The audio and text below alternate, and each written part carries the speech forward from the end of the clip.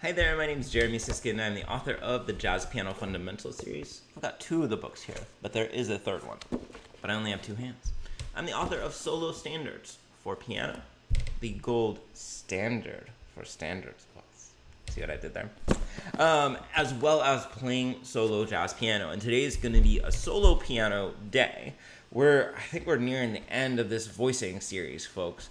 And people often ask me about voicings for solo piano, and to me there aren't really a lot of specific voicings for solo piano. It's more like, how do you manage the traditional jazz voicings? Like, okay, yeah, we could play a two-note shell, we could play a three-note shell with the root, but a lot of what we're doing when we play solo piano is playing a traditional voicing with the right hand and the bass with the left, or playing a traditional voicing with the left hand, moving back and forth with the bass note.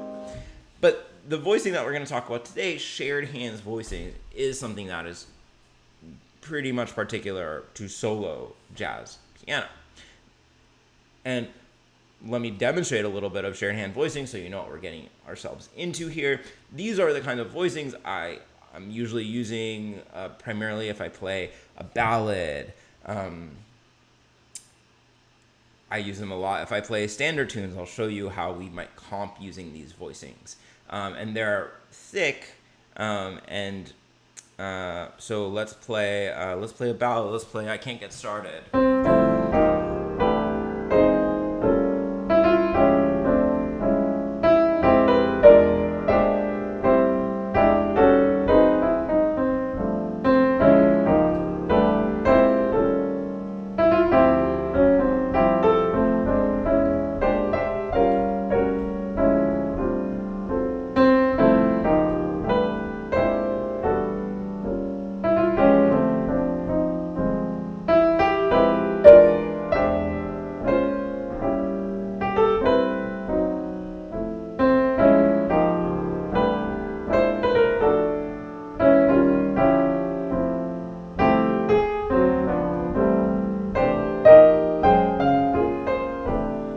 So these are something that allow you to play the melody. They allow you to play as low of a bass as possible, and then you're filling in between.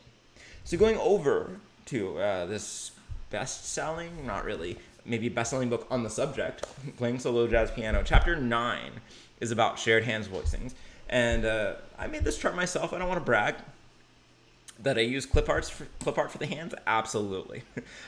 So when we're playing this kind of voicing, the top three-ish fingers, let's say the outside three fingers for each hand are going to be doing that hand's principal job. We're going to have the pinky of the left hand usually playing the bass. We're going to have the top three fingers of the right hand usually playing the melody.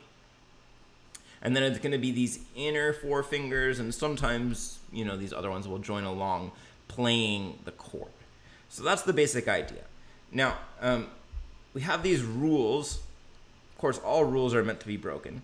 But let's go over these rules for how you how you create shared hand voicings. And let's just take a pause and say that unlike many other kinds of voicings, there's not a formula for shared hands voicings. And why is that? Well, there's a lot of variables that are going to change. The biggest one is the melody note.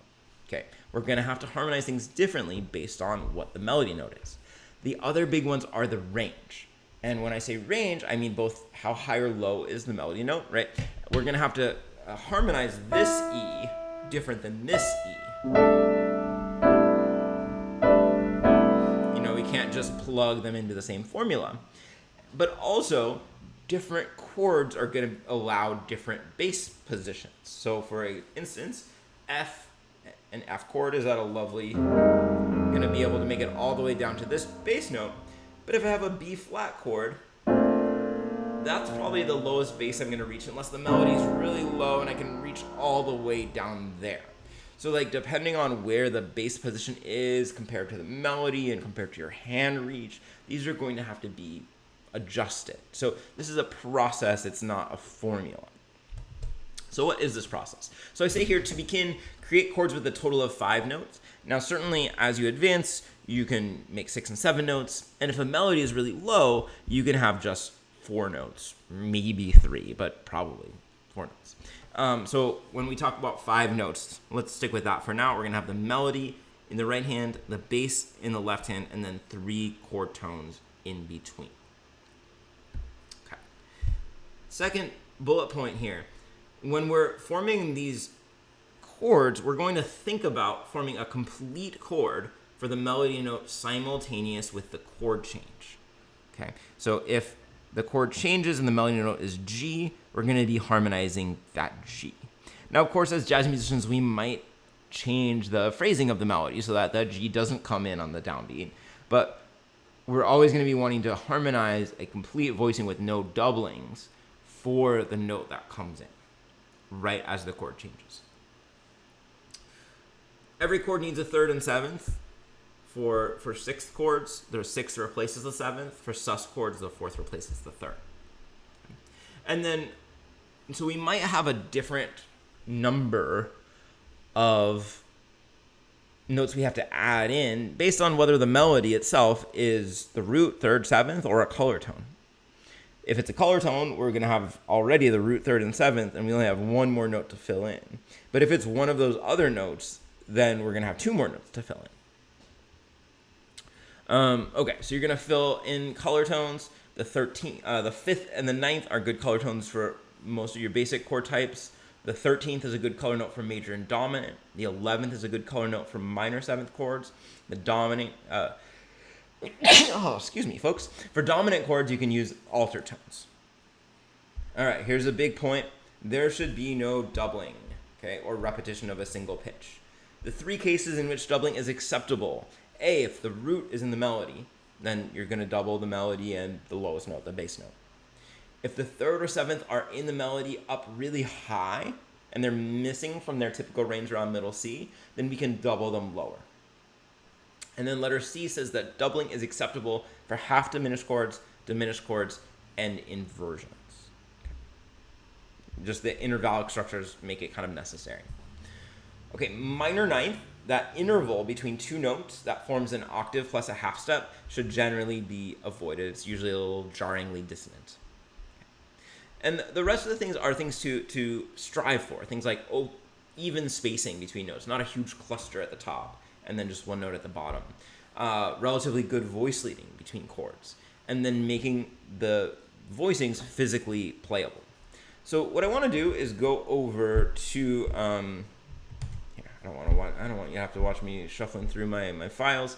We're going to go over to what a difference a day makes, and we're going to form some of these voicings together so that you can see how I actually perform this process and what it looks like. So here's that chart for what a difference a day makes. And let's just start right at the beginning. So I always want as low of a bass note as I'm going to actually be able to reach. And you can see here that the root is in the melody, right? F on an F minor chord. So here's one of those situations where a doubling is okay. So I definitely need my 2 essential tones, my 7th and my 3rd. I'm going to choose to put them here. And then I get 1 color tone to add. And I think for spacing reasons, I'm going to add a C, the 5th. Why for spacing reasons? Well, there's kind of a big gap otherwise between the A flat and the F. And so I'm going to fill it in.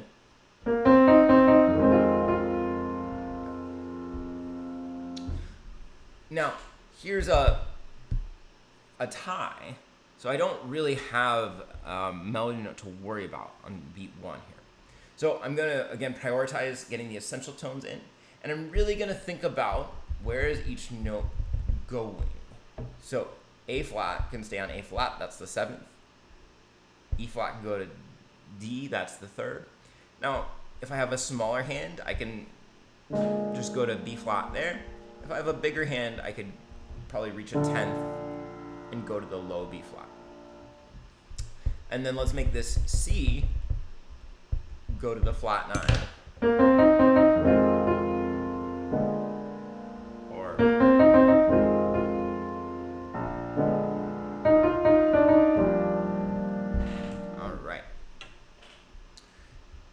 Here, there's really only one place to put the bass note. It's down there. And let's see what needs to resolve. This A flat is going to resolve to the third. The seventh is in the melody here, so I'm not going to double the seventh. So this D isn't necessarily going to stay on a D like it normally would. If I really am committed to the voice leading, I can make it go to a C, which is the 6th or the 13th. And I could make this C flat go to a B flat.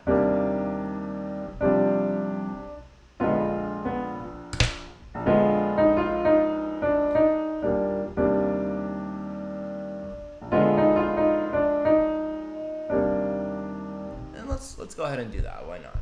Because that C flat is the 10th note, so I'm going to make it resolve. I hate missing an opportunity to use a double thumb, right? To have the thumb play 2 notes at once. So I could add that F for a 6th note, because I just don't want to get FOMO there. All right, so then we're going to A flat. It would be really low to go to an A flat lower than that. I've got the third in the melody. It's nice and low, so I don't need to double it. There's only one place literally to put the 7th between those 2 notes. I could keep this B flat as the 9th, and then a sharp 11 would be beautiful here.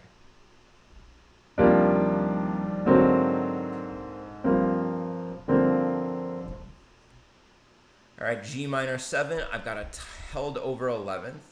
So here, a lot of stuff can really stay in a similar position because everything's moving just by a half step from A flat to G. So G flat will move to F, D will move to D, and I think that B flat can stay.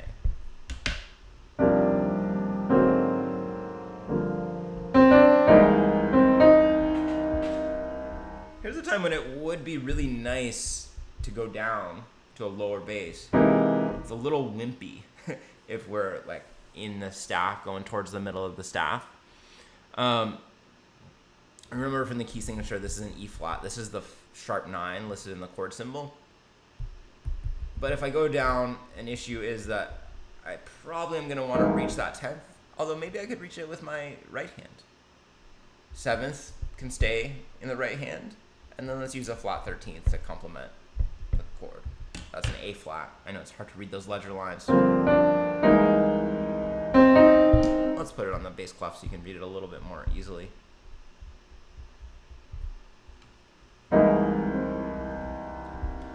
So let's see, what would this sound like?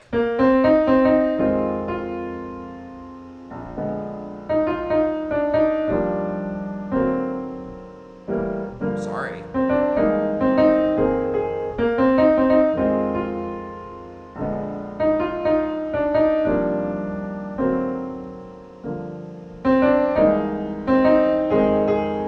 Cool, let's do one more line.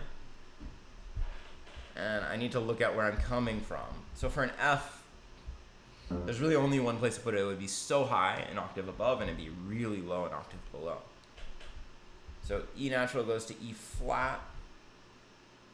This A flat, I might be happy to have it doubled. It's like a little bit high.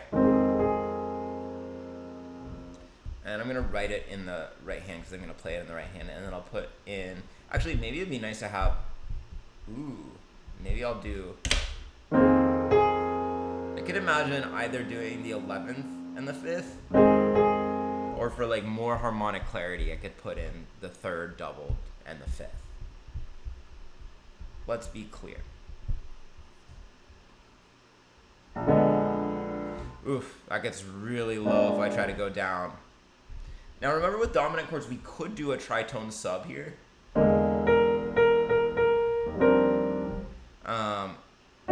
That's still, the melody's going high, so it's hard for the bass to go even lower.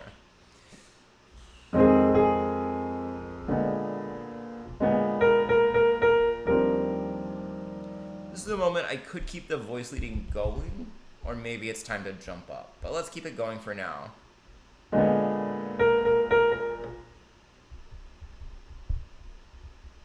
The A flat will go down to the left hand.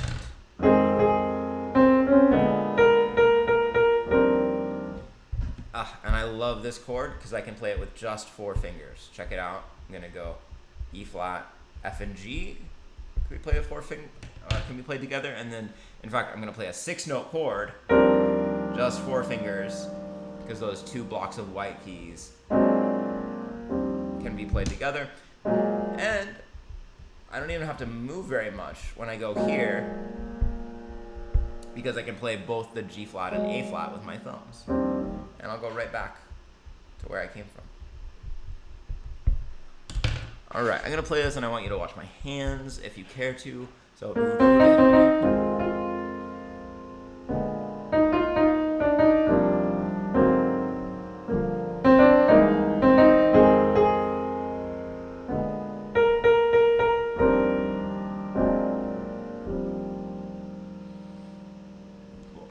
So in the next episode here, I'm sorry to make you wait a week, I'm going to keep this and I'm going to show you what sorts of things you can do once you have these shared hands voicings. Because right now it sounds nice voicings, doesn't necessarily sound so much like music yet. So what can we do with these shared hand voicings? Stay tuned for next week. If this was interesting to you, I think playing solo jazz piano would be a really great book choice for you. The book every pianist should own, or so I say. I'll tell you what, if you made it to the end of this video, give me your favorite, you can make it a silly advertisement for playing solo jazz piano. Who would you have endorse it? Would it be like Vin Diesel? Would it be like Will Arnett doing the voiceover? So give me your best advertisement for playing solo jazz piano. Feel free to make it as silly and as dumb as you want. Thanks for watching, everybody. I'll see you soon.